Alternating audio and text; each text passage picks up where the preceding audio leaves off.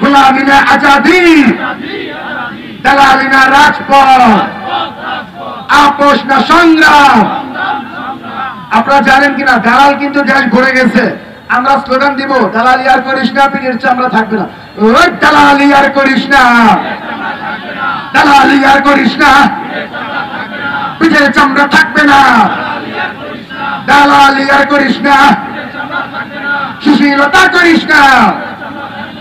চোদ্দ দলের বিচার চাই, বিচার বিচার বিচার চাই, সবাই বিচার বিচার বিচার চাই। আওয়ামী লীগের বিচার চাই, জাতীয় পার্টির বিচার চাই, বিচার বিচার বিচার চাই, বিচার বিচার বিচার চাই। দিল্লি না ঢাকা, গোলামি না আজাদি, আপোষ না সংগ্রাম। দিল্লি না ঢাকা, দিল্লি না ঢাকা এই স্লোগানে আপনারা আমাদেরকে আগামীর বাংলাদেশ বিনির্মাণের দিকে এগিয়ে নিয়ে যাবেন।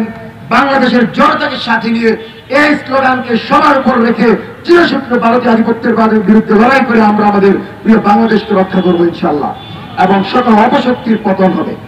সম্মানিত সুধী, প্লেকার্ডগুলোতে আমাদের যে দাবিগুলো ঝুলছে, প্লেকার্ডগুলোতে যে আমাদের কথাগুলো ঝুলছে, এটি বাংলাদেশের কথা, 18 কোটি মানুষের কথা, জুলাইয়ের প্রতিটি শহীদ পরিবারের কথা।